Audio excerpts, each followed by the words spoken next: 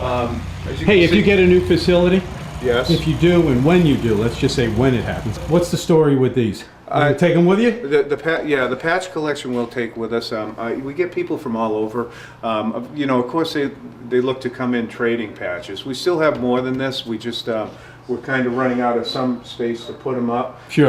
But every year we have people coming in from all over the world. Actually, I think we got them from like Saudi Arabia, Poland, different places where people come in and they just want to trade a patch. So They're the Brotherhood of Firefighters. and that's what it is, and it's just it's not unusual. We actually have a pretty good sized collection, but a lot of fire departments, firefighters, that's what they do.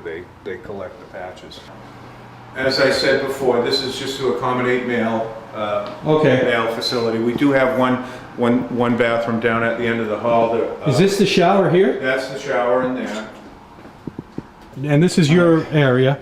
All right, this here is our office administrator. This is where we service the public when they come in. Our office administrator, Jeanette Hull, she'll sit here. She'll deal with the permitting process, inspection process, and some of the issues that we run into are storage for the amount of files, active files that we need every day. We just don't have enough room for. The majority of our filing is over here. Okay, where we just have to transfer a lot of our files up to the eaves, but that's part of what we deal with. Then if we don't have the file in here, then you just have to go up to the eaves and then go through it. So we're definitely short on the filing space, as well as office product storing space.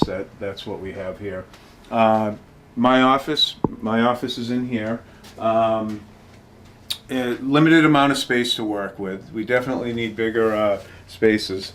As you can see, part of my filing system is the floor. It works fine for now, but hopefully we'll be able to correct that in the future. And next to me is the Deputy Chief's office.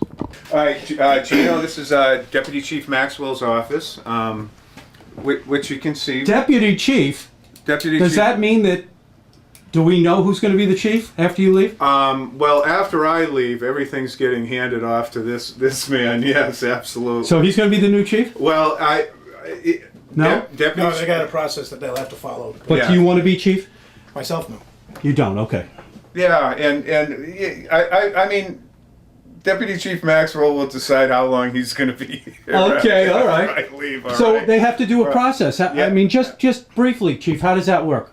Well, what happens is process for new fire chief. The town they hire a firm, okay? So they'll go out and they'll do a search for fire chiefs. They'll put out the requirements of what they're looking for. This is the firm that will go out and they'll interview, and they'll probably try to get anywhere from 5 to 10 candidates that they can bring to the town. Now the town may decide on certain type of process they want those 5 or 10 individuals to go through to pick the top candidate. But right now we have not got to that point. The town is working, like I said, with a firm to do the search and get people interested. But you were hired within. I was hired within. Yes. There was a process that took place, but let's just say it was streamlined and it was a much quicker process just to get the position filled.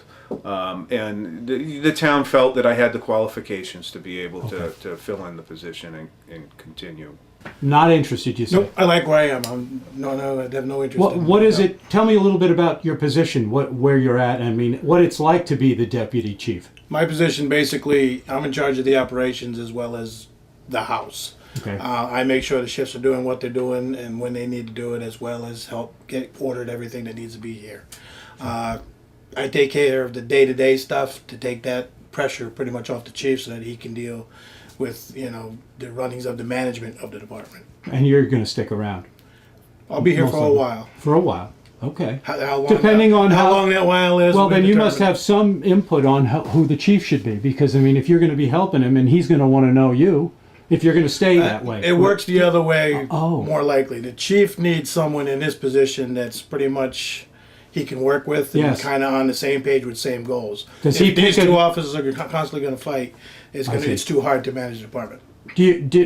Does he pick his own deputy chief? Yes, he Oh, appoints I his see. deputy. Does he bring him in if he wants to? I mean, is that the way it works in a contract situation? No, one of the. It hasn't happened in the past, but we'll see. Okay, right. Yeah, okay. yeah. I mean, So- I mean, it's definitely best to take a deputy from within.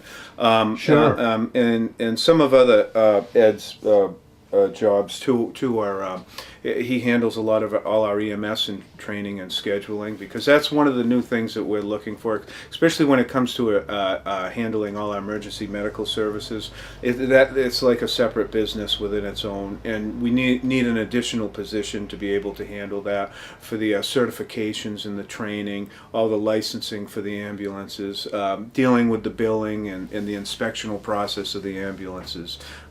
So it's pretty well time consuming, Gino, and that's the idea of a new building with administration space, to be able to get a new EMS officer in place that can handle all of these requirements. And every year these requirements are getting stiffer. They're getting more challenging, and that goes right down to the training and the certifications and requirements that are upgraded every year.